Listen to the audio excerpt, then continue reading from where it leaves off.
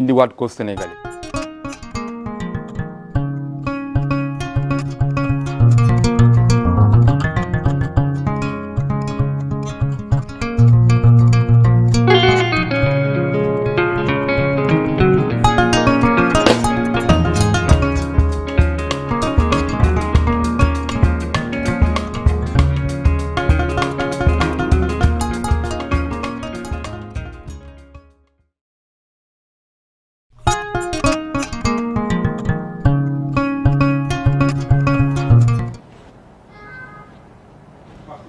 mi ngoog ami fidèle internaute ñu daal di rek dellu si fii ci plateau bi mi dikkee nga ginnaaw nag na ma leen ko annoncé woon ganu bés bi la ñuy daal di dalal docteur Makhtar Penda Seck lay wuyoo moom nag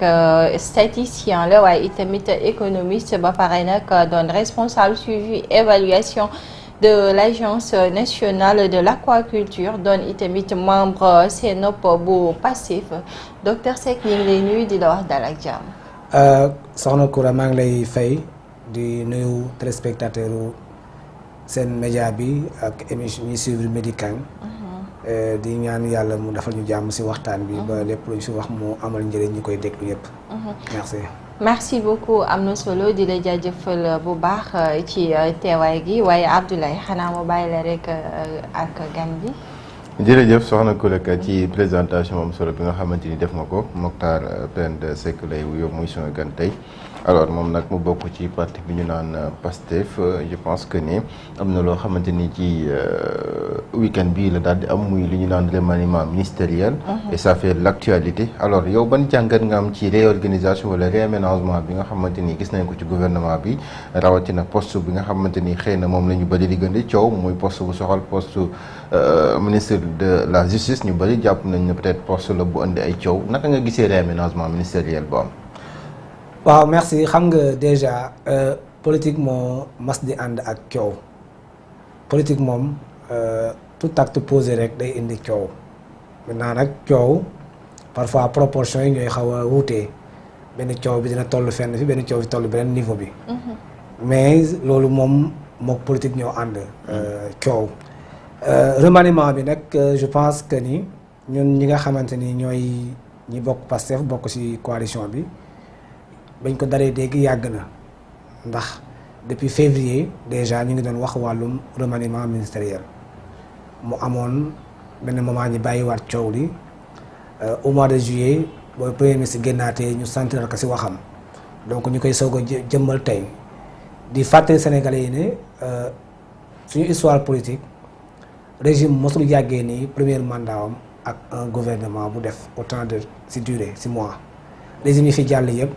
Senghor en 1963 ba mu yéegee quelques mois la am problème ak Mamadou Dia après problème Mamadou Dia mu dem ba ci benn moment mu enlever premier ministre di la ko indiwaat donc Diouf pareil indi na Habib Thiam renvoyé ko devant jëmi jamono indiwaat Habib Thiam ensuite indiwaat Mamadou Lamine Loum fa la mujjee Wade en 2000 dafa ànd ak 11 mois ak Niass après ñu séparé wu donc toujours régime bu ñëw c'est normal parce que naan le pouvoir dafa am ses réalités toujours la pratique du pouvoir daf lay jox ay éléments d'appréciation yoo xam ne mën na am tant que vivre ko doo am ces éléments là moo tax généralement deuxième gouvernement toujours mooy nekk gouvernement bi gën a méngoog identité régime ndax boo yegg ci bees da ngay am ay a priori il faut nga dawal quelques instants mën naa am le diagnostic sax a été fait mais aussi parfois par élégance républicaine doo bëgg changer les choses quelques moments mais ñun dans le régime ba ñu déggee waxum changement de remaniement ou réaménagement yàgg na donc loolu mooy li nga xamante ni laay joxe comme élément de justification beneen bi gouvernement toujours day joxe un signal toujours boo xoolee composition gouvernement y a un message toujours derrière la composition d'un gouvernement boo xoolee composition gouvernement bi essentiellement jàngat bi man ñetti élément laa ci am comme jàngat bu njëkk bi mooy gouvernement bi génn le ministère des affaires étrangères moo nekkoon la deuxième personnalité derrière le premier ministre c'était Yacine Fall ñu def changement de gouvernement Yacine Fall jógee ko ministère des affaires étrangères ñëw ministère de la justice mu nekkaat deuxième personnalité ordonnancement du gouvernement donc Yacine Fall. si ordre protocolaire bi. Yacine Fall moom dafa changer ministère tout en gardant sa position dans l'attelage gouvernemental. Donc et qu'est-ce que cela veut dire aussi? waaw foofu laay ñëw dama lay jox d'abord jàngatu forme bi. après day am toujours la forme et le fond. La forme mooy le fait que Yacine Fall jógee ko affaires étrangères dem ministère de la justice tout en restant toujours la deuxième personnalité du gouvernement après le premier ministre. loolu mooy dans la forme. Dans la forme toujours mooy que gouvernement bi en fait il y a pas assez de départ. Essentiellement il y a Abbas qui est, je peux pas dire qui est remplacé parce que son ministère dañ ko tas. Il y a Marie-Rose qui prend une partie des relations avec les institutions, qui est maintenant secrétaire d'État auprès du Premier ministre. Il y a Olivier Boucal qui était ministre de la fonction publique bu ñu yokkal emploi. Donc benn si Abbas géré woon. Il y a Moustapha Nguek Sarré qui était ministre de la formation professionnelle bu ñu yokkal léegi na le travail. Donc ça signifie que le ministère de Abbas dañ ko cassé. Maintenant suñu wax ci wàllum nombre il y a am na ko dugg bees mooy Marie-Rose dugg na.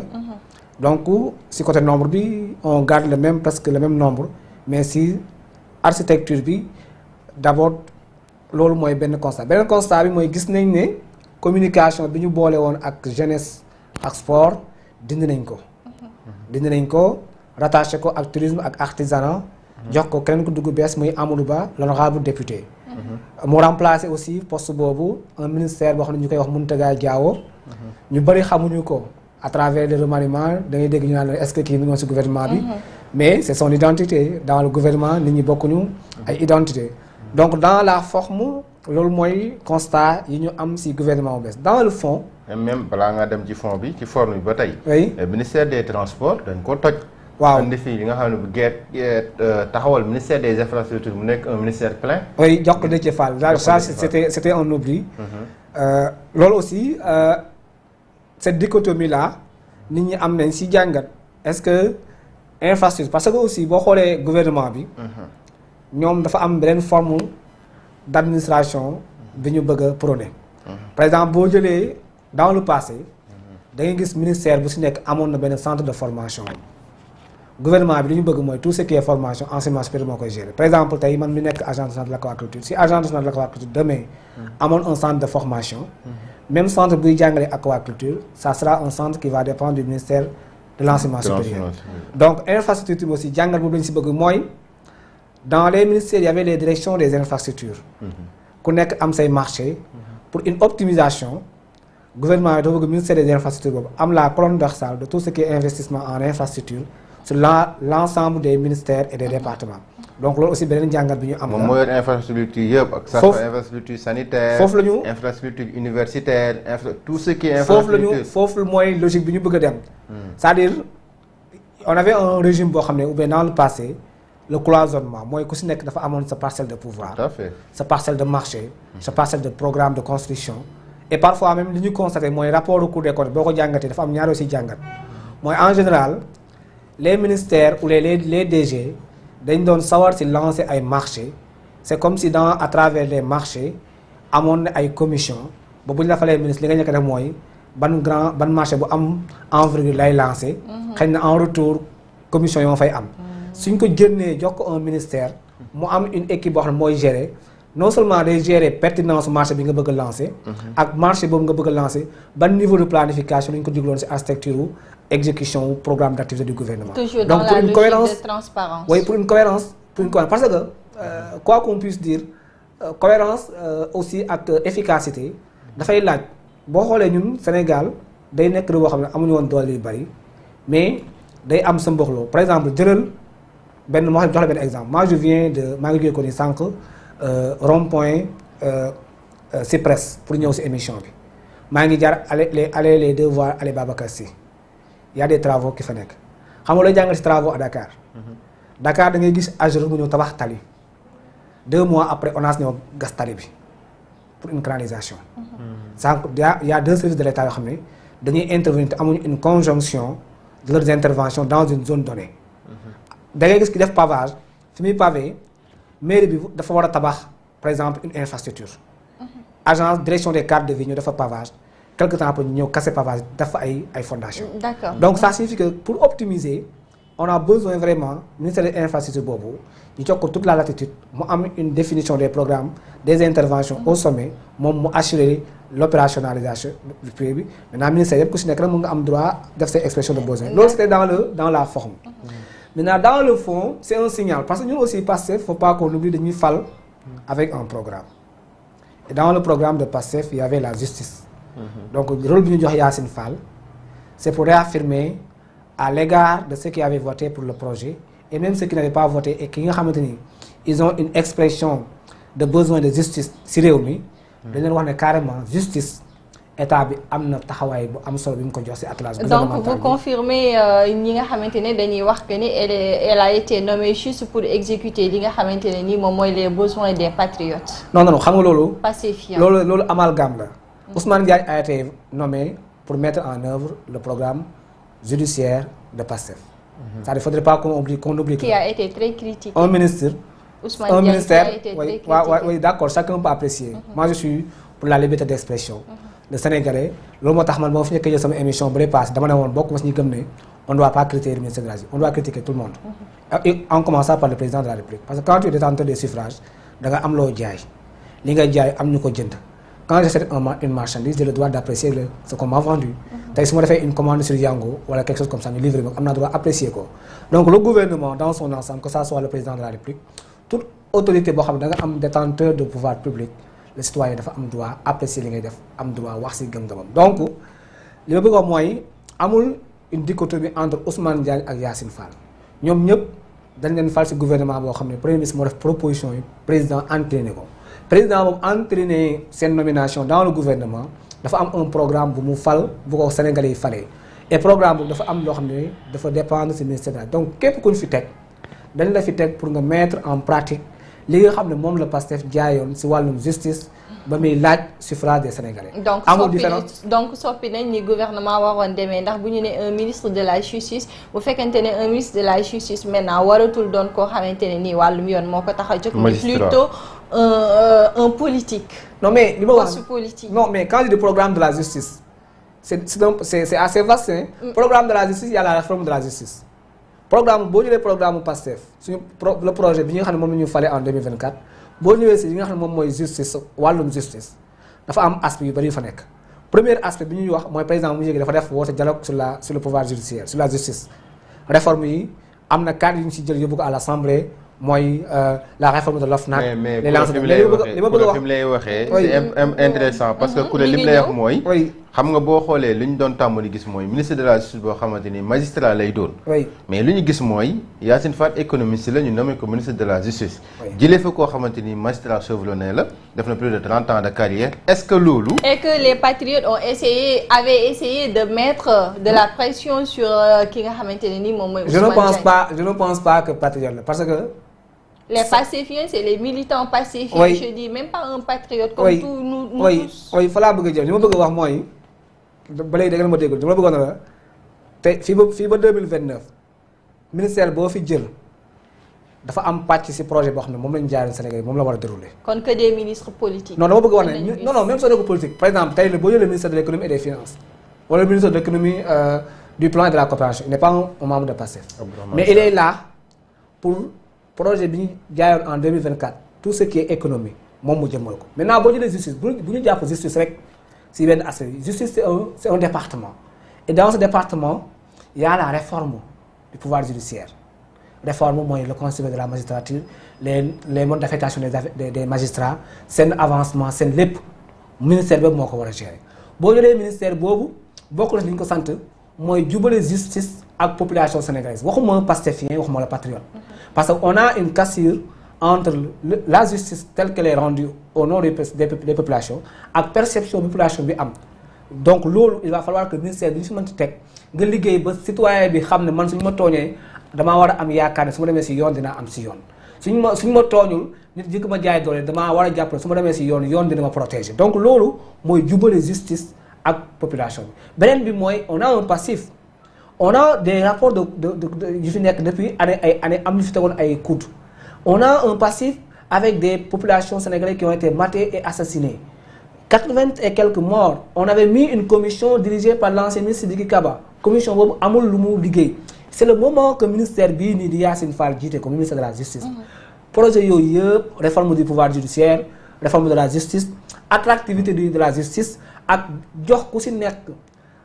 àq bi nga xam ne yoon daf la ko doon jot te ñu xañ la ko. delloo la àq boobu loolu mooy liggéey bi nga xam Ousmane Diagne un magistrat réputé alors n'a-t-il pas été à la hauteur. waaw xam nga Ousmane Diagne man dama am ñaari appréciation si régime am si ministère si magistère am mooy quand je l'ai entendu à l'Assemblée mu c'est-à-dire Sénégal loolu c'est une incongruité mooy dañuy mës a gëmloo ne justice bi c'est les intouchables kenn du leen laal fii Sénégal même magistrat bu la tooñaan da nga wax ne amoo doo jàppale war nga ko yóbbu si yoon c'est-à-dire Ousmane Diagne c'est quelqu'un de très valeureux ñu ko xam ñëpp seetal nañ ko loolu man miinuma ko pratiquement dama ko xam ni à travers les médias à travers li ma dégg si moom mais tey mun naa ne c'est quelqu'un que je maintenant mais quand tu es nommé ministère dans un régime yaa dafa am des aspects yoo xam c'est des aspects qui tiennent intimement avec le projet bi nga xamante ni ñu fal ñoom la ñu jaay yoon mënoo am cette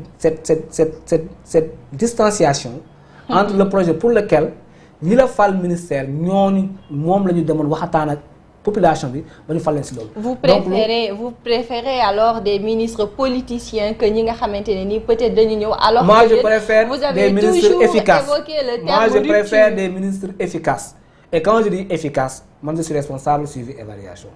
une mission c'est des activités et les activités c'est des indicateurs de performance c'est des cibles par exemple man du ma fi nekk di wax si wàllum ministère politicien ministère technocrate moi je dis quelle est la feuille de route bi ñu la jox. parce que quand on nomme ministre mais quand on nomme ministre Koura yow mii tey da nga am feuille de route booy doxal si fi nga nekk nii man fi ma jógee ko dama am feuille de route donc su may apprécier duñ ma apprécier ndax damaa ñuul wala damaa njool wala damaa gàtt dañ may apprécier bañ may nommer acte de nomination bi yan tâche lañ ma confier woon yan indicateur lañ ma joxoon indicateur yooyu ban échéance la est-ce que ba ma dawalee temps li ma waxoon ci point bi def naa ko wala def ma ko donc appréciation bi ça doit être à ce niveau là pour que ñu mën a xam daal il est efficace il n'est pas efficace donc matale-wu ko daal dafa am fu ma bëgg nga taxaw junj nga ko léegi mais je pense que c'est intéressant ñu wax ci loolu parce que Sénégal yu bëri apprécier nañ sorti Ousmane Diagne bi yu bëri wax na apprécier nañ ko diversement parce que dafa am lu ko jiitu njëkk muy que ne dafa bëri ay Sénégal yu taxaw di réclamer wu ne moom Pastef la ñu bokk taxaw wax que ne Ousmane Diagne nañ ko fi jëlee wax ko ci ay plateau wax à travers des réseaux sociaux ñu gis que ne le maniement am na ñu jëlee fi Ousmane Diagne yow nga taxaw expliquer nga ne da nga wax problème efficacité nga annoncé léegi problème efficacité Ousmane Diagne efficace toon waaw wala déet benn ñaareelu question bi ma lay posé mooy dafa am lu ñu naan le temps de la justice n'est pas le temps des hommes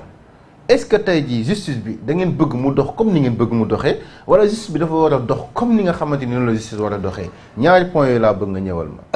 bu si njëkk bi mooy efficacité nee naa la Ousmane Diagne. efficace na wala efficace lool. Ousmane Diagne comme autorité yëpp sénégalais bu si nekk am nga sañ-sañ apprécier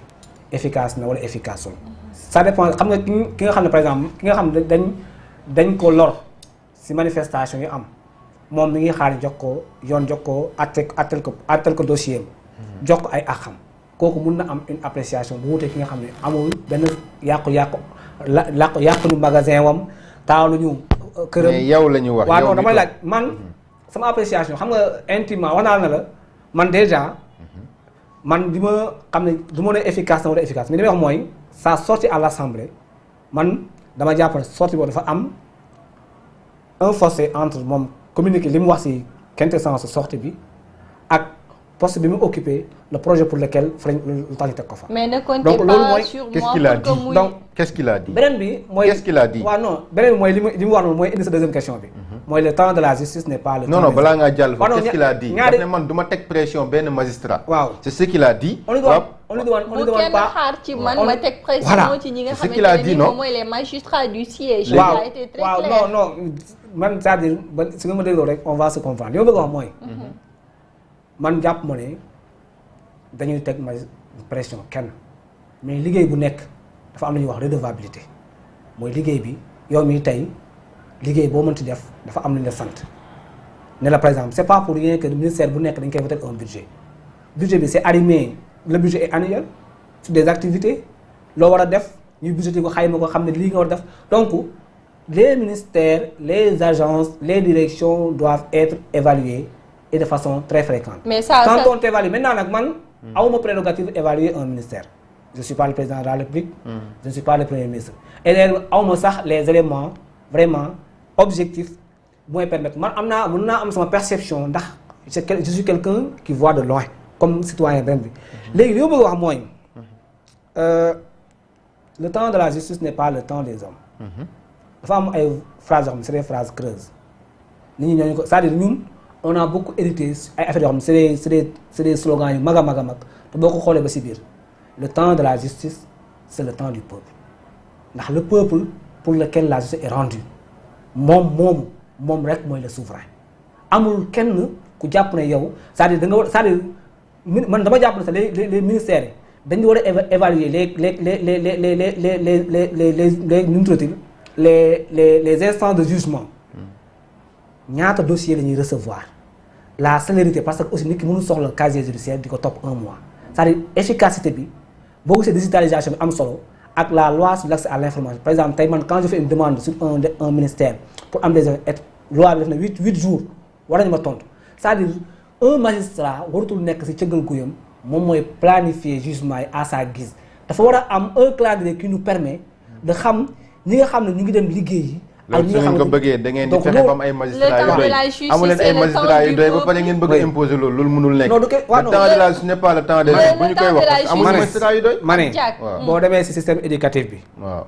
il y a des enseignants qui vous disent que am nañ problème bi am nañ mais néanmoins chaque année ñu jox leen programme jox leen quantum horaire donc état bu néew doole. même ma ñëw rek état bu néew doole on doit optimiser moyens yi ñu am. ñu optimiser ko pour construire efficacement des résultats tangibles. maintenant du ma war a nag doy na fu nekk lañu war a jéem a fexe fu amul magistrat yu doy on doit en recruter su amul centre on doit en former davantage on doit les mettre dans des conditions de travail qui leur permettent vraiment ñu acquitter aussi obligation yi nga xam ne moo taas mais il y a des gens en prison yu ñu jàpp instruction def fa 5 ans def fa 10 ans donc loolu de manière générale dañu war a évaluer ñëpp amul kenn ku ñu bàyyi man dama ne la en commençant pour le président de la République ku si nekk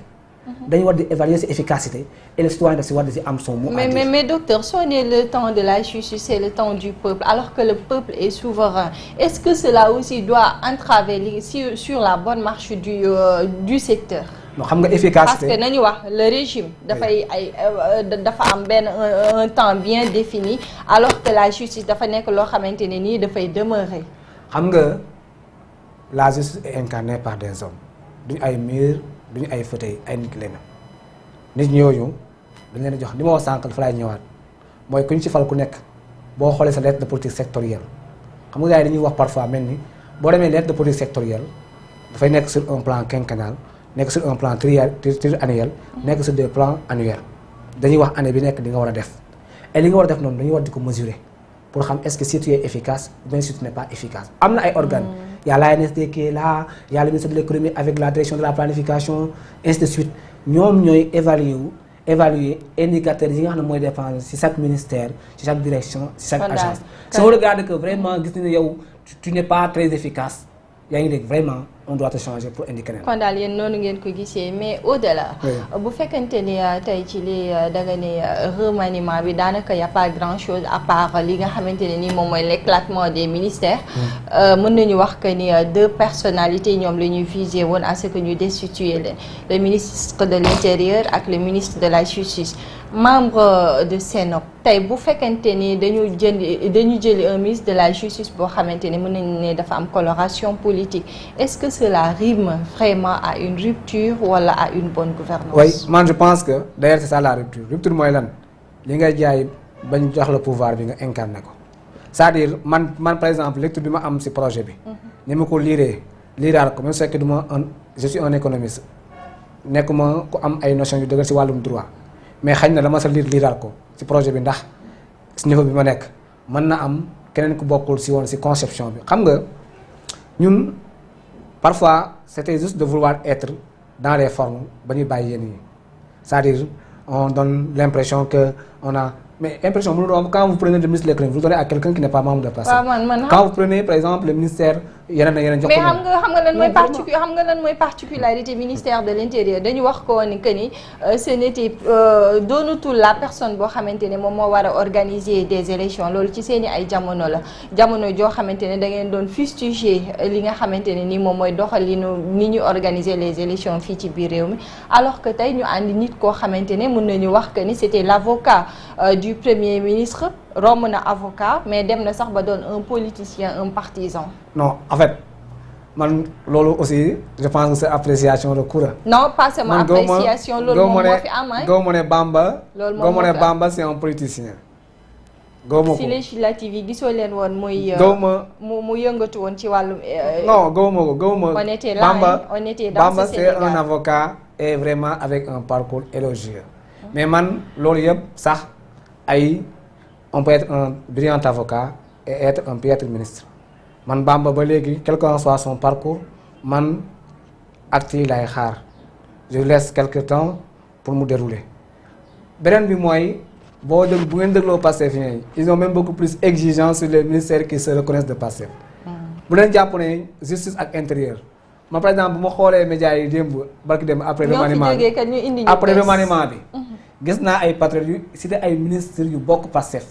na ñooñu ñu ngi leen doon xaar ñu wàccee leen pour wax la ne ça c'est la nouvelle exigence du citoyen sénégalais ñun Pastef dañu àndaale ak ñu bokk ci Pastef ñu exigeant des citoyens qui regardent maintenant qui s'intéressent à la vie de la nation lu waaye def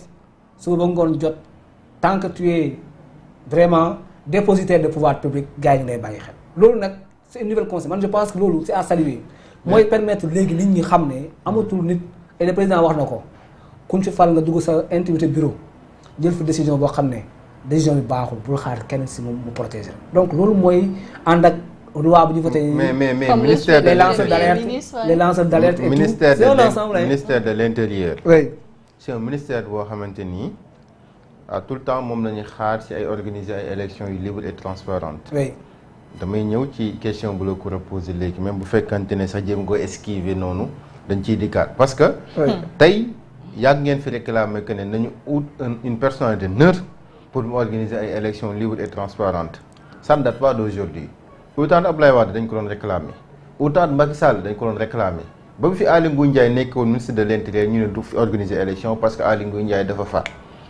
ñu jëlee fi Aly Ngouille Ndiaye indi fi Antoine Diop ñu ne Antoine Diop war a organiser élection ba ci élection yi nga xamante ni si le président Bassirou Diomaye Faye falo Modou Mokhtar Cissé moom moo nekkoon ministre de l'intérieur moom ñu jàpp ne sax xëy na moom nekk na nit koo xamante ni mën na organiser ay élections. pourtant il est de l'APR. waaw xaaral même s'il est de l'APR sax bato bi daf ko jël en cours maintenant. tey ji ñu ñëw jël ki nga xam ne moo nekk Bamba Cissé maître Bamba Cissé Koura wax na la ko léegi maître Bamba Cissé moo jiite pour d'avocat bu Ousmane Sonko. bépp membre Pastef boo xam ne teg nañ la loxo maître Bamba Cissé dañ la fay gis mu nekk à ses côtés maître Bamba Cissé jamono bi ñuy wax ak yéen mu ngi woon primature parce que conseil spécial Ousmane Sonko ci la bokkoon bokk nañ tam ci Ousmane Sonko ñu mu copté pour ñu renégocier lépp loo xamante ni contrat la kooku boo ko jëlee tey jox ko ministère bu mel ni ministère de l'intérieur mu war a yore sécurité publique bi war a yore itam lépp lu jëm ci wàllu organisation élection est-ce que foofu noonu ñii di opposition bi dinañ ko nangu. léegi vraiment fi nga laal c'est très très important nee nga avocat la bokk na ci conseiller wu premier ministre. donc avant que mu nekk dans le gouvernement mooy premier ministre jël na ko mu koy conseiller sur lépp lu jëm ci wàllum yoon. beneen bi nga ne bokk na ci commission bi nga xam ne ñooy négocier contrat. su fekkee parcours am ak xam-xamam. permettre na ko mu jàppale état du Sénégal sur la renégociation des contrats man vraiment je ne trouve pas d'inconvénient benn bi nee naa la ba nga waxee sànq wax nga ba tudd Makhtar Cissé xam nga problème mooy lan quand Makhtar Cissé a été nommé ministre de l'intérieur est-ce que dégg nga benn Sénégalais bu bokk ci opposition bi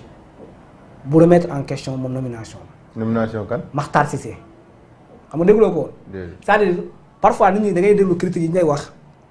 lan mooy le fondé le bien fondé des critiques mooy parfois Aly Ngouille Ndiaye dañ ko fal ministre de l'intérieur moom bu wax mu ne dinaa fexe ba ñépp ñu bokk APR bindu jot seen carte nag partialité dafa nekk en jeu tax nañu compter c'est-à-dire quand le politique disait que dañu bëgg ministre de l'intérieur dafa dee njaxanaay du rek bokk parti am na ñoo xam ne bokkuñu parti Pastef te amuñu carte parti Pastef mais boo xoolee seen taxawaay ci réseaux sociaux yi ak ba Pastef ñu si pouvoir da ngay jàpp ne ñii sax ñoo gën a am taxawaay wala ñoo gën a am détermination que militant Pastef donc bokk bi ñuy wax si ministère de l'intérieur ñu ngi xaar dëgg si taxawaay gi mu war a taxaw si impartialité am su waree organiser ay élections fexe ba sénégalais bu nekk Kédougou ki nekk Matam ki nekk Saraya ak bi leen constitution jox ñu mën a am fu ñu mën a inscrire dem bindu bu ñu waree bindu mën a jox seen carte ñoo leen fi élection législative 2017 plus de 500 000 ont été empêchés de voter à Dakar ça c'est le ministre de l'Intérieur donc wax bi du rek appartenance am na carte partenaire yi mais si doxalinam mais yéen a ko doon wax démb. doxalinam la moo tax démb yéen ngeen ko doon wax tey jii nga ne wax bi du loolu. li démb tey mu bëgg a baax. non en fait Pastef moom je pense que mu leen la accuser lépp am des loolu je pense que nag gars yi parfois gars yi xam nga nit ñi li Ablaye Wade waxoon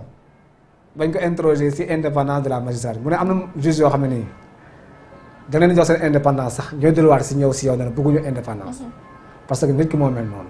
Sénégalais aussi parfois y a un changement ba léegi fa am ñoo xam ne gëmuñu am ñoo xam ne dañuy jàpp ne parce que day sóob man quelqu'un m'a dit seen njub ngeen wàññi de da ngeen sóob la du yàgg. mais nit ki ñëw ne indi la projet am na yoo xam ne daan na fi amamu fi. je ne dis pas que tout est rose man bokkuma si loolu y a des choses à corriger dans le Pastef dans la gouvernance comme yaa ngi dégg yooyu non bari non nit ay nit ñi fi nekk ay ministères ak yëpp y a beaucoup de choses à revoir yaa ngi dégg mais du tax nga fàtte ne am na ay éléments yoo xam ne nii xam nga parce que ñoo def ba léegi dégg nga ko fi man ne je sais pas te dégg naa code de contrôle man dama laaj temps benn waaye man na ko waa mais kanaan code de contrôle yi nekk ñu ngi nekk ñu ki mu ne ma IGE Cour des comptes amuñu répit bu ñu yéegee ko si direction bi quelques mois yaa ngi dégg feneen léegi man sama agence ñëw nañu fa entre février ak juin la Cour des comptes donc ils sont en train de faire seen liggéey mais essentiellement dégg guma fii yenn malversation yi nga xam ne ni nga ko daan déggee. publié guñ benn rapport mais non buy tax ñu mën a dégg loolu bu njëkk avant nga publier rapport non bu njëkk avant nga publier rapport bu leen ñu teg xel nag. loolu moom soo ko waxee dafay mel ni par exemple dafa am rapport bu génn setal leen wala leneen. non dañuy xaar rapport ba rapport génn ñu ne rapport bi épinglé wul benn membre Pastef su boobaa nga mën a wax li ngay wax nii. mais xam nga mais dem vérifier bureau Saagu Cour rek gisoo fa dara quand même. d'accord waaw léegi docteur loolu bu weesoo avec cette nouvelle équipe rawatina nag éclatement de certains ministères tey jii naka la ñu mën a assurer la cohérence entre li nga xamante ne nii moom mooy la politique sociale ak li nga xamante ne nii peut-être que dina mën a participer ci réduction du train de vie de l'État. xam nga réduction du train de vie de l'État man je pense que gars yi koy wax yu bari soit dañuy politique wala amuñu ay éléments factuels pour apprécier loolu. xam nga le train de vie de l'État boo xoolee gouvernement bi fi nekk actuellement ak bi fi jógee ko barki démb nga comparé ko ak li fi daan am di nga xam ne un pas a été fait sur lu am solo si wàllum réduction des trains de vie de l'État loolu première réduction des trains de vie de l'État mooy la lutte contre le détournement des deniers publics mooy bépp ministre bépp DG bu jiite agence wala bu jiite direction li nga xam ne ni mooy budget bi jëm si wàllum foofu nga nekk nga war si liggéey comme li la yoon sant loolu mooy première édition maintenant li mu doon wax sànq xëy na amagul rapport bu ngeen ne wax loolu. mais xam nga rapport yi en général dafa am un circuit auparavant balaa rapport daan génne sax da nga daan xam direction tel kenn da nga daan doon xam ampleur bi fi mu toll mais on a fait 18 mois dégg goo benn direction bu am coow même su fekkee rapport génnagul mais liñ daan tàmm di am. naa la bëgg wax ni ñu bàyyi si xel c'est-à-dire lu bëgg wax éléments yu ndaw yi bu ñu koy néewal nañ si jël en compte même su fekkee si avec le temps la ñuy am ndax lu dëgër la lu solide la wala loo xam ne lu taxaw lu aérien. mbaa xam nga ni politique budgétaire dafa am solo mais bu fekkente ne les ambitions sociales aussi doon na loo xamante ne daanaka dafay soxal askan wi yëpp comme son nom l'indique. et que souvent dañuy gis yenn ministères yi wala que ñu gis benn nit ñu gàll ko loo xamante ne ni peut-être dana diis ci moom comme lan. tey bu ñu gisee yenn ministères yi ñu éclaté ko dina am loo xamante ne dana nekk ci sa ndodd bu boobaa sànq yaa ngi ko fi doon wax nee nga fi ñenn ñi dañ doon peut-être que séntu yenn marché yi lañ doon bàyyi xel est-ce que vous ne craignez pas que loolu aussi mën na fi amaat ba tey. non man li ma jàpp mooy régime bi dafa war a vigilant dara ne acquis éternellement àdduna loolu mooy di naan àdduna aaranu làmb la chaque jour da ngay taxaw pour combat pour li nga dëkkal jour boobu Pastef c'est un acquis cet acquis c'est à préserver il y a du bon à maintenir il y a des choses à améliorer il faut les améliorer man loolu laa la wax sànq jàpp ma ne lépp rek baax na nous sommes un pays dans une dynamique di dox jëm fenn fii am nañu ay points yoo xam ne gis nañ ni am na si ay yu ñu war a jooyanti mooy mel ni gouvernement toujours quand on change un gouvernement c'est pour jooyanti ki nga xam ne moom la ñuy fal. pour mu ki nga fa nee da ngeen a xamul fu ngeen jëm ba léegi. non opposition bi moom xam nga quand tu es élu xam nga man li may njëkk a rappeler opposition bi. mooy opposition bi dañ dul xool les indicateurs macroéconomiques da nga ñëw si régime boo xam ne da nga ñëw fekk fii benn niveau d'endettement bi li ñu jàpp ne yow da nga jëm vers la faillite nga continuer am une mobilisation de ressources intérieures ba gars yi wax ne su continuer nii. ñu maintenir cette cadence là FMI que mu ñëw que mu bañ a ñëw ça n'importera peu c'est-à-dire ñun on est en train de revoir les leviers dont on dispose xam nga yaa ngi wax sànq renégociation des contrats. ñu ngi xool d'abord au niveau moo tax le premier ministre l'a dit ba muy présenter le plan de redressement. nous attendons une mobilisation interne de 90% des recettes. moo tax fi may doon xaar opposition bi mooy ñu xool dynamique bi ñu nekk. sur la mobilisation des recettes depuis ñu faloog léegi sur les dépenses publiques sur le déficit nos déficits fan lañ ci taxaw loolu mooy te ñun au niveau de Pastef ñun xamoon nañ ne parce que ba ñuy wax niveau d'endettement bi dañuy jàppewuñu ko xam nga Ousmane Sonko mu yéegi def ne estimé woon na ko à 84% mais mën na ëpp loolu ku lekkoon ñëw na ko li nga wax romb na ko ñu ngi ci 99%. donc ñun xamoon nañ ne 2024 ak 2025 année de stabilisation des indicateurs macroéconomiques la. Les chantiers, le programme de relance 2026, le Sénégal a une respiration économique nouvelle. Pour les indicateurs sociaux, les impacts vont commencer à se mesurer. Il faut se départir de la coloration passive et en tant qu'économiste, on veut savoir un peu plus. Parce que tamit boobu ba léegi dañuy dégg plan de redressement mais pour nga gis ci koo xamante ne dina la mën a expliquer concrètement li war a mën a am ak li nga xamante ne ñenn ñi dañ koy njoxtu maanaam serrer la ceinture ndax du demee noonu. xam nga moo tax ma ne la. fam loo xam ne c'est basique. da ngay jël rapport trimestre 2 bi avril mai juin nga xool la mobilisation des recettes mooy impôt bi Sénégalais yi di fay. impôt sur le revenu impôt sur les sociétés fan la toll nga xool loolu comparer ko c'est-à-dire est-ce que xam nga ne le PASTEF depuis mu ñëw ak léegi on a une augmentation de 133% des impôts sur les sociétés c'est pas des impôts nouvellement créés de mooy dafa am ñu daan am ay exonération fiscale am ñu daawal fay des impôts surtout dans le secteur extractif mooy minier bi secteur minier bi y a des entreprises qui faisaient des milliards de bénéfices et qui ne payaient pas suffisamment d'impôts amul benn taxe bu bees bi ñu fi créé on a juste demandé à ceux qui doivent payer leurs impôts ñu dem fay ko on a une augmentation de 132%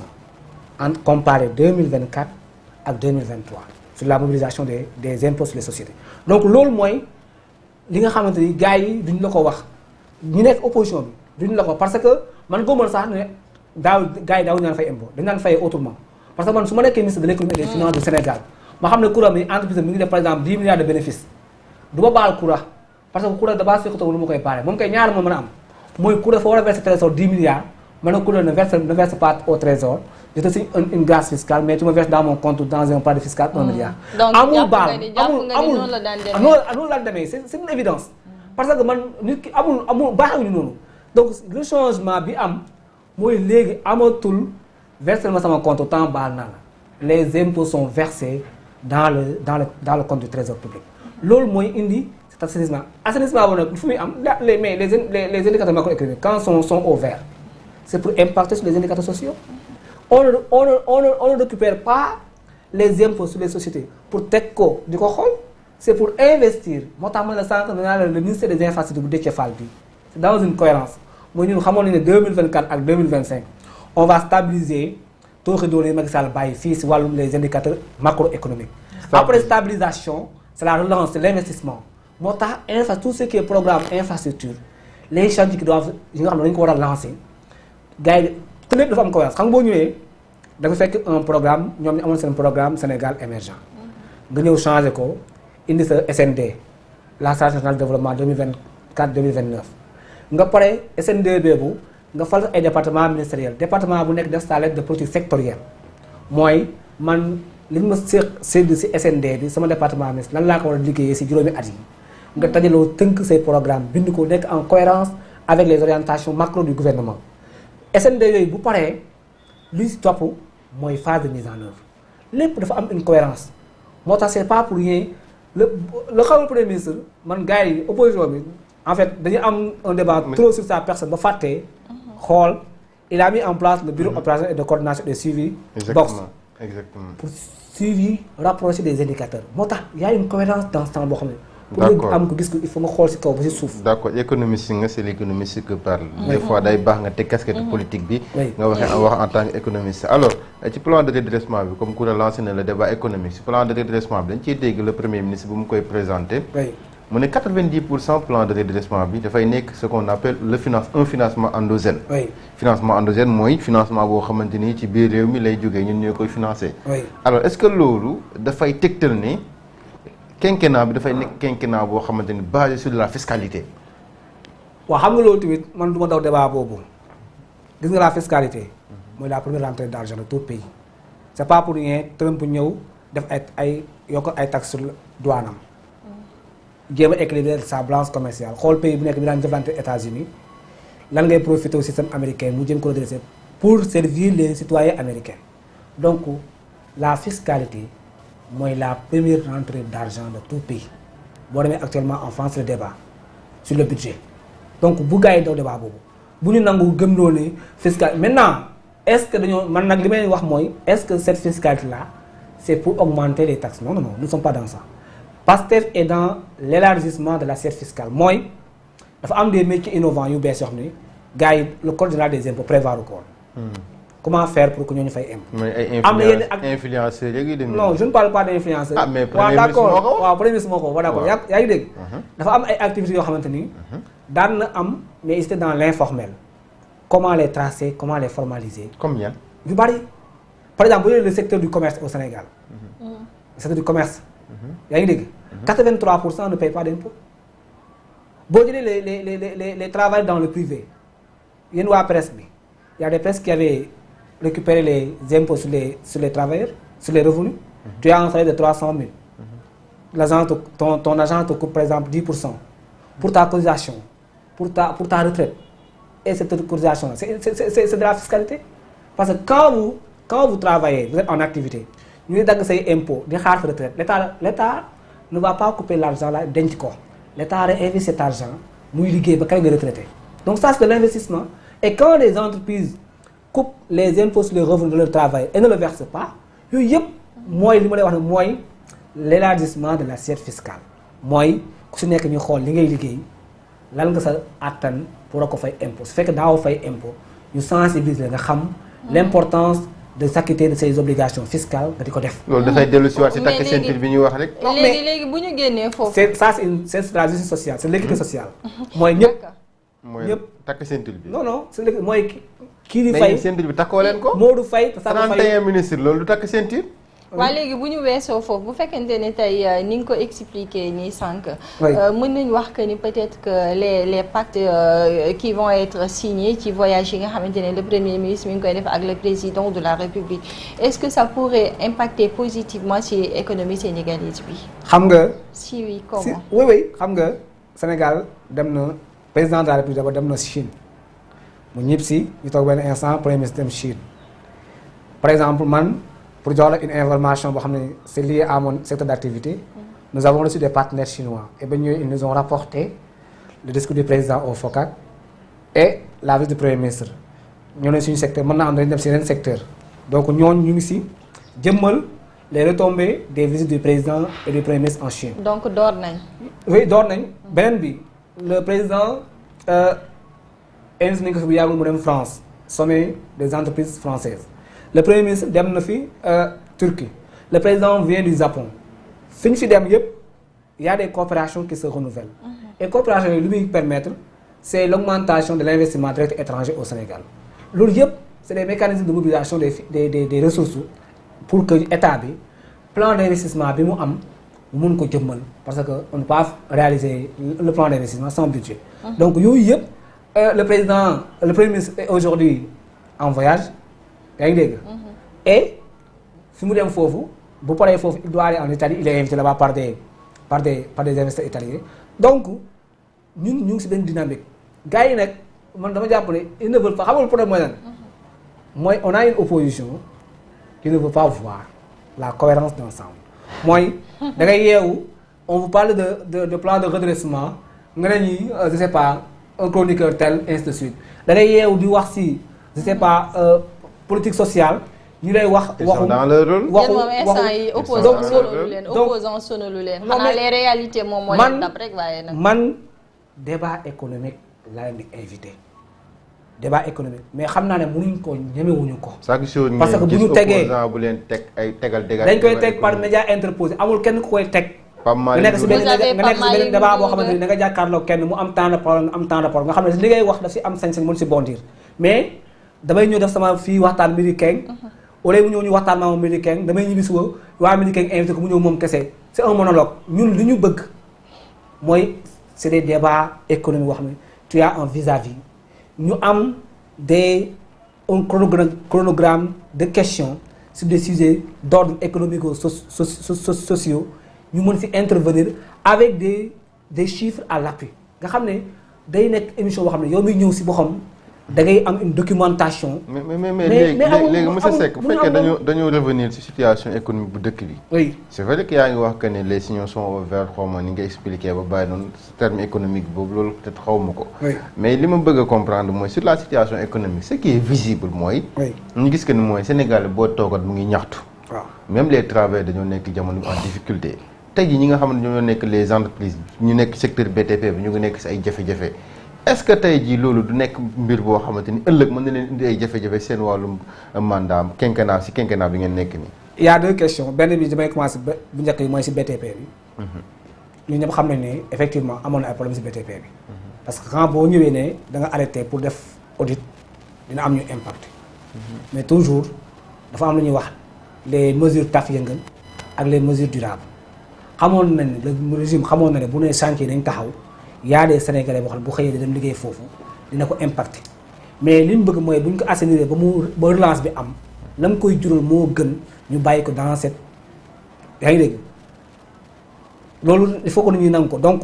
BTP bi def nañ audit yi gis nañ li ñuy gis yëpp yi nga xam ne ñu ngi si yoon reprendre na et que Sénégalais yi maintenant relance toujours nag en économie quand il y a un arrêt relance bi mënu ñëw rek commencer yegg fi arrêt bi nekkoon c'est un processus mais la relance commencé na nit ñaa ngi reprendre waat seen i kii ñi nga xam ne ni amuñu benn violation de la loi loolu mooy beneen bi mooy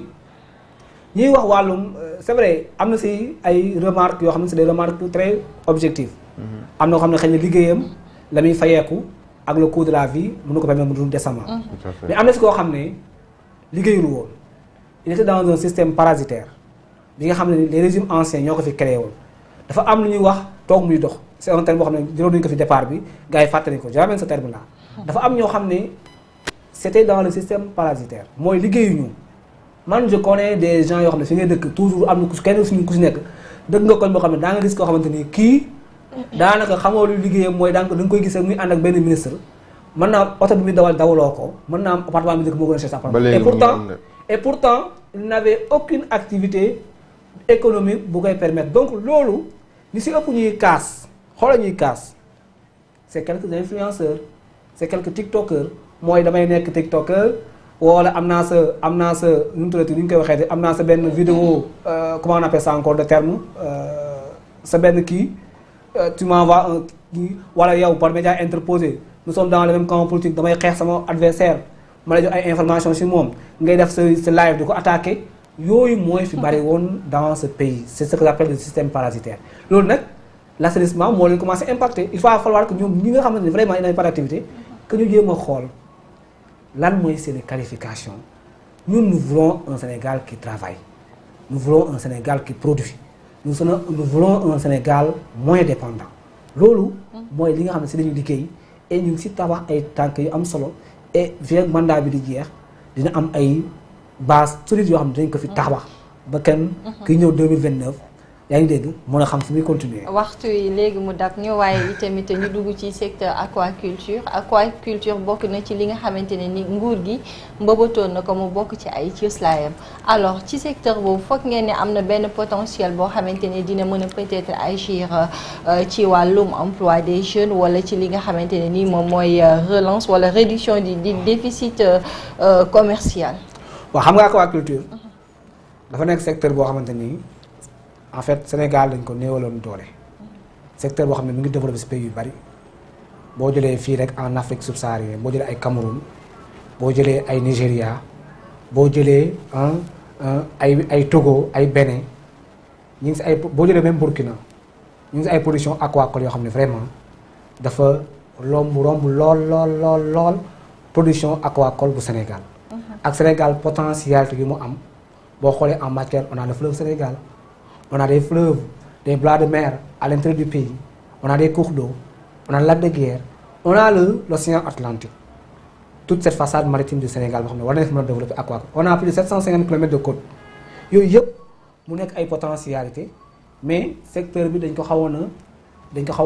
a laisser en rade. secteur bi nag li koy développer ñetti mbir la woon mooy. bëri na ñuy dugg ci aquaculture am ay bassin di yar jën seen kër mais boo leen waxee naan la aliment bi dafa cher alvin li ñuy wax alvin mooy doomu jën bi ngay jënd comme booy nekk ci wàllum aviculture bi nga jëndee poussin ci wàllum aquaculture on parle d'alvin alvin bi soit daan na cher soit da ngay nekk benn région bokku ñu ne ki koy jaay mi ngi ci beneen région donc l'éloignement yooyu mooy intrant yi nga xam ne dafa xawoon a tax beneen bi accompagnement des pouvoirs publics ci agence bi nga xam ne moom lañu jox sañ-sañ pour mu toppatoo secteur bi budget bi dafa néewoon maintenant ba régime bu bees bi ñëwee am na ay mesures yu ñu si commencé jël benn bi si wàllum usine de fabrique d'aliments 2 projets sont en cours yoo xam ne c'est des productions industrielles d'aliments de poisson bu yàggee jàmm dina soulager production disponibilité aliment bi chez les aquaculteurs chez les producteurs et xam nañ ne aliment bi rek c'était 65% des coûts d'exploitation. Donc soo wàññi aliment bi tu impactes sur le bénéfice sur les marges des producteurs. beneen mooy wàllum alvin ANAM mu ngi si liggéey ak ay partenaires yu bari. Il y a d'abord une augmentation des écloseries ñi nga xam ne defar alvin yi on est dans un projet boo xam ne nii jàppale ne 2026 ñu koy mettre en œuvre pour l'installation de 14 écloseries dans les 14 régions du Sénégal parce que le président de la République daf ne dafa bëgg aquaculture mu am le maillage du territoire national. beneen troisième bi mooy ni ma la wax sànq premier ministre am na ñaari projets yoo xam ne daf ko yóbbu primature ñoo koy saytu. mooy le projet de développement de la pisciculture. c'est le box mooy suivre projet boobu ak le projet de développement de fermes industrielles comme l'aquaculture en haute mer li ñuy wax aquaculture marine yaa ngi dégg mooy installer de l'aquaculture en mer avec des cages yi nga xam ne boo demee toute la côte marocaine da nga ko fay gis boo demee si ay Égypte da nga ko fay gis ñu bëgg ko indi Sénégal donc on a des partenaires italiens chinois ñoom ñëpp yooyu yëpp c'est des projets yoo xam ne dañu bëgg moo tax ma ne 2026 mooy année de début des investissements. projet yooyu yëpp conception beeg budgétisation yi essentiellement. gars yi nañu gën a resserrer seen prix ba 2026 daal visite des sites yeeg yëpp 2026 c'est dans 4 mois. visite des sites yeeg yëpp gars yi essentiellement avancé nañ si. donc la phase de début de réalisation des exploitations des constructions moom bientôt mu commencer et bu commencer la production aquacole. Le Sénégal produit environ 2000 tonnes de poissons ci pisciculture. aquaculture production aquacole bi ci 2000 tonnes environ. Le Cameroun est environ 200 000 tonnes de production en aquaculture et xam nañ ne géej gi mënatuñ ñu jox jën bi ñu daan am ci napp léegi suñu pêcheurs yi dañuy def ay kilomètres yu bari pour am jën donc comme jën gi mi ngi rare avec le changement climatique les bateaux de pêche signature des contrats de pêche yi ñu am ak yenn navires yi nga xam ne dañuy ñëw même bu ñu napp du ñu xool jën yu ndaw yi da ngay ñëw rek phagocyté lépp yooyu yëpp moo impacté sur disponibilité du poisson léegi jën dafa cher auparavant ñun Sénégal kër goo duggoon ceebu jën da nga gis jën bu kii mais léegi da nga dem si yenn zone yoo xam ne nii moi j'ai fait Tambacounda yaa ngi dégg en tant que professeur de mathématiques de 2010 à 2020 peut-être Tambacounda pour nga gis jën yaa ngi dégg c'est un peu compliqué donc aquaculture dañu ko war a développer yooyu yëpp c'est des questions de justice sociale mooy ki nekk Dakar ni war a mën a accès mën a gis jën dañ jënd ko ki nekk Tamba wala ki nekk Sine Maxtaar noonu la war a mën a gisee jënd ko su amee les moyens jënd jënd bi waratu dépendre si produit bi ñàkk a exister dafa war a dépendre si poche nit ki war a jënd et poche nit ki aussi quand l'état du Sénégal def lu war a def le pouvoir d'achat des populations war na mën a yokk. Est-ce qu'il y a des raisons spécifiques pour ci ñi nga xamante ne dañuy naan le secteur peine toujours à décoller. waaw non secteur bi globalement si on vous dit que le Sénégal ak potentiel yi ma la wax nii yëpp mu ngi produit 2075 en 2024 ça signifie que des na parce que su ma la nee Cameroun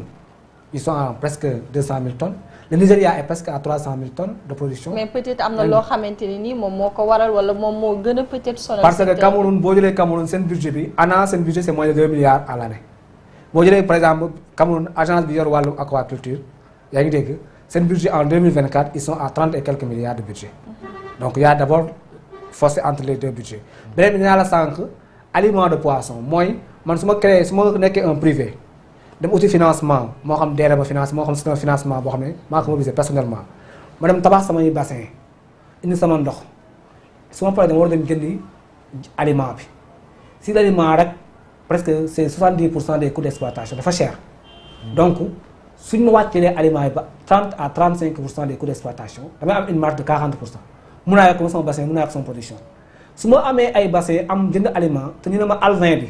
alvin c'est des petits poissons. boo leen déplacé warul sori dafa am des conditions yoo def sinon dañuy dee. surtout si j'habite à Kaolack ma dem jëndi alvin Richard Toll par exemple de Kaolack à Richard Toll ma déplacé ko mu ñëw am taux de mortalité de 50%. sama investissement dama perte. Donc si on peut mettre à Kaolack dans la région une écloserie. boo xam ne nekk dans mon environnement di produire suffisamment pour tous les producteurs de Kaolack. xam ne su ma jëlee dinaa mën a indi poisson dinaa mën a indi alvin fu jekke ñu ñëw empoisonné sama bassin samay bassin may nourrir damay gagner en coût de déplacement transport de carburant tout à fait en distance en taux de mortalité ça optimise ma rentabilité léegi lu ma bëgg xam agence bi nga xamante ni fa nga nekk agence nationale de l'aquaculture est-ce que da ngeen di mettre à la disposition des jeunes des moyens yoo xam dina leen permettre à ce que ñoom ñu mën a investir dans le domaine parce que ni nga ko waxee ni ak potentialité bi nga xamante ni am na si en réalité mën na participer ci li ñu naan l'employabilité des jeunes naka est-ce que tey jii am ngeen ay mécanismes de financement yoo xamante ni teg ngeen ko pour yombal non seulement defal xale yi formation wala jeunes yi formation ba ñu am formation am qualité requise yi pour mën a nekk ay mën a gérer ay nekk ñu koy wax pisciculteur nekk pisciculteur wala aquaculteur. waaw xam nga déjà am na ay école de formation. il y a ce qu'on appelle CNFTPA. mooy Centre national de formation des techniciens en pêche et en aquaculture. yaa ngi dégg. am na UPA Institut universitaire de pêche et aquaculture. boo demee université bu Gaston Berger am nañu une filière aquaculture. boo demee université bu Sine Saloum El Hadji Ibrahima Niass à Fatick am nañu une filière aquaculture donc y a des Sénégalais qui se forment dans le secteur. mais essentiellement ñu si ëpp bu ñu génnee. xam nga quand un secteur n'est pas développé. ñi siy formé dañuy am problème de l'employabilité. Tout à fait. Donc développement du secteur bi ñaari affaire la mooy dina permettre ki ñu formé ba pare moom jàng na ko. mën naa am sax moom la bëgg dem na si université ñu formé ko moom am si diplôme kooku bu génnee moom li mu soxla mooy des moyens d'accompagnement pour moom mu dem dans l'auto-entrepreneuriat de mettre en place am suufam quelque part. am accès à l'eau dafa am ay bassin wam et commencer sa production loolu. ANA mooy liggéeyam d'abord ñi am formation parce que aussi suñu formation bi y a trop de théorique et que ces métiers là on a besoin des formations trop pratiques boo demee ANA am na ay chefs d'antenne ay chefs de bureau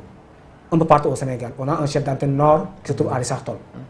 am na station Richard Toll on a un chef de bureau à Matam on a un chef de bureau à Kaffrine qui est nouvellement créé en 2024 on a un chef d'antenne à Fatick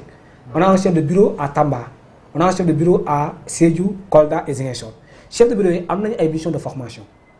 mooy identifier ñi nga bëgg a dugg secteur bi dem xool sa site est-ce que site bi viable na xool say capacités est-ce que tu as besoin de renforcement soo amee un projet bancable jàppale la defal le business plan on a une convention avec la DER dans PAVI 2 on a une convention avec la BND qui est prêt à financer 10 milliards ligne de financement pour ñi nga xam ne ñoo bëgg a dugg secteur donc ANA mooy def le travail de sélection visite de site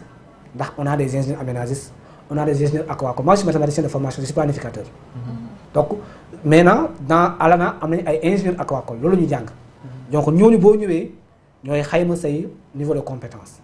ñooy ñëw xool sa suuf bi suuf bi boo fi defee bassin moo gën a def fi étang am na li ñuy wax bassin mooy construire en enduire hors sol couler dalek mu am ay bâche am nañu wax état mooy da ngay gas da ngay creuser à l'intérieur. Donc y a des types ça dépend du type de sol bi nga am.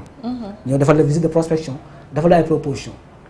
xool ndax suuf si yaa ko moom parce que investissement aussi parfois dina am ñu bëgg Sénégal aussi ça c'est le problème du foncier. am na jeunes yu bëgg a investir am nañ moyen mais disponibilité du foncier. ça peut causer un handicap. donc yooyu yëpp c'est un problème c'est une vision ensemble moom la. mais li nga wax nii maanaam boo amul xaalis dëgg mënoo ci investir. si pour faire un bassin. ou bien une production aquacole. tu as besoin d'un accompagnement de moins de 15 millions. ah waaw 15 millions est-ce que l'intégration technologique. waaw non 15 millions. nee naa la on a pas vu au DER xam nga DER gis nañ fi DER bu financé bi à hauteur de 100 millions ay. gis nañ fi DER financé bi même ay influenceurs dans le régime passé donc financement yooyu lañu bëgg wala le financer des influenceurs nga financer ki nga xamante ni c'est un jeune formé nañ ko am na suufu baayam mu nga dëkk ba nga daan defal ko visite de prospection monter ko un dossier bi dem DER ñu ñëw accompagner ko réaliser ko ay bassin wam indil ko aliment de poisson jox ko ay alevin di ko ñëwal di ko suivre di ko defal ay visite de prospection xool croissance su jën yi ndax taux de mortalité bi ainsi de suite. di ko accompagner en rapport de l'intégration technologique. oui y a beaucoup de ça y a boo demee seen. est-ce que ministère bi jamono jile mi ngi leen ciy jàppale. waaw ministère bi nee naa la PASTEF le régime vient de prendre service en 2024. maintenant nag projet yu bëri nee naa la wax naa la sànq sama njëlbeen wax ne am na projet yoo xam ne l'élaboration est presque bouclée ñu ngi jàpp ne y a un projet boo xam ne l'État du Sénégal l'avait financé si 2024 bi. le projet de création de fermes en cage dans les régions de Matam et de Louga. projet yooyu war na commencer en janvier. am na yeneen projet yoo xamante ni yooyu yëpp mu ngi en cours de réalisation les PME aquacoles ñu bëgg a installer à l'échelle du pays la production la mise en place de fermes de production industrielle yooyu yëpp mooy tax secteur bi mën a suqaliku. comme ni nga ko waxee sànq permettre l'employabilité des jeunes et vraiment les rentrées de devises pour le pays. Voilà. Alors pour ñu jeexal rek Abdoulaye xanaa dañuy dem xool rek Pastef Bel-Air Hann Bel-Air nu mu tëddee jamono ci li nu ngeen taxawee. waaw Pastef Hann Bel-Air vraiment c'est une cellule très dynamique. ñoo ngi sur le terrain di liggéey di accompagner les populations def nañu gars yi récemment la jeunesse patriotique def nañ seen cours de vacances. Accompagné gratuitement, identifié dans les établissements scolaires de la commune. Pastef magu Pastef ñoo ngi ci seen activité tout ce qui est li nga xam ne moo jëm ci wàllum les lieux de culte yi nga xam ne moo nekk ci commune bi. Le bureau communal ñoo ngi ci un programme de vraiment d'aménagement xool yenn quartiers yi cadre de vie bi yooyu yëpp ñu ngi ci nekk di ci waxtaan au niveau de Pastef Hann Bel-Air maintenant boole ko. ak ñi nga xamante ni vraiment yeneen programme yi nga xam ñu ngi koy am au niveau de la commune de la ville de Dakar ndax dépendant de la ville de Dakar. avec aussi l'élection de notre maire monsieur Abass Fall. ñu koy wax ne carrément ñu ngi xaar mu jël vraiment ñu installé ko mu jël le temps de xool dossier yëpp def audit yi xam fi mu déparé ba pare maintenant nag. balaa wax ni programme pour les 19 communes wala day kii pour les 19 communes yi nga xam ne ñoo nekk ci Hann ci Dakar. suñu commune Hann Bel-Air programme bi nga xam ne moom la fa war a am ñu am nañ ci ay propositions di koy rafetlu di xaar vraiment mu jël service ñu toog moom vraiment et que liggéey bi door pour les ministres de Dakar. waaw Abdoulaye xanaa ren jeunes patriotes yi bàyyiwuñ. vacances patriotiques ren de bokkul ak nam daan mel yeneen at yi moom ren moom je pense que ne. c'est pas dañ ko médiatiser wul wala. xam nga rythme ak rigueur bi nga xamante ni doon na ci am moom cette fois ci amul ci. pardon même intensité moo am maintenant y a un problème boo xam ne wax nga ko mooy communication bi. ça c'est quelque chose qu'on reproche d'ensemble la communication de Pastef. donc peut-être continuer di ko gën a fësal mais vacances patriotiques yi man de tool yi ma visité yi ma gis vraiment jeunes yi maa ngi xaar production yi fi mu toll nii vraiment. lu ñu bay ren lu ngeen bay. visité naa ay toolu ñebe. ay mboq gerte partout dans le Saloum dans le département de Koungheul. ñu ngi xaar gis naa vraiment vacances patriotiques mais ni mu daan mel moom melu ko ñu ngi si jëmbat garab yi. ni mu daan mel moom melu ko parce que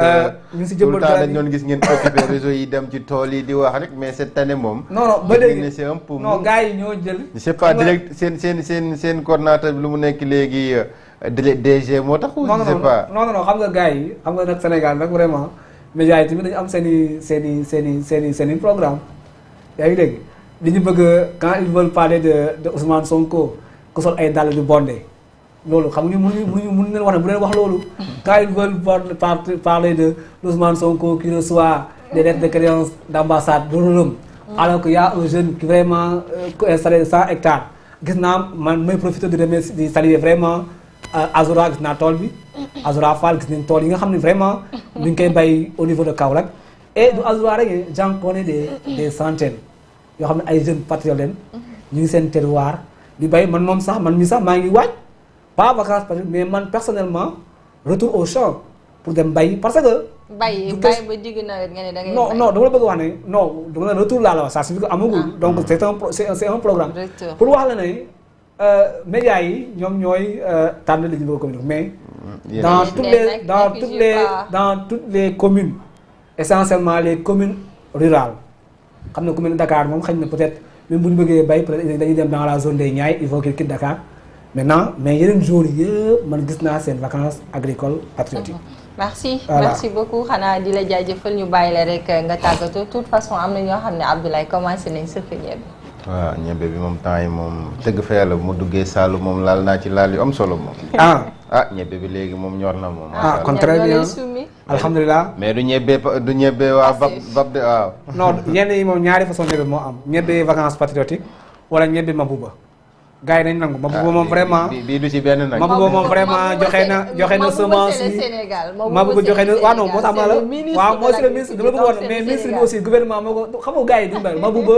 joxe na semence yi joxe na engrais yi joxe na ñebe moom ndam daal du ñebe VAP du ñebe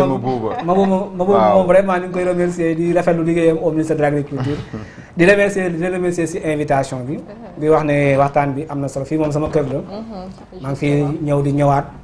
et bis su ma ñëwee damay delluwaat émission bi gis ne am émission li si ëpp solo mooy la relance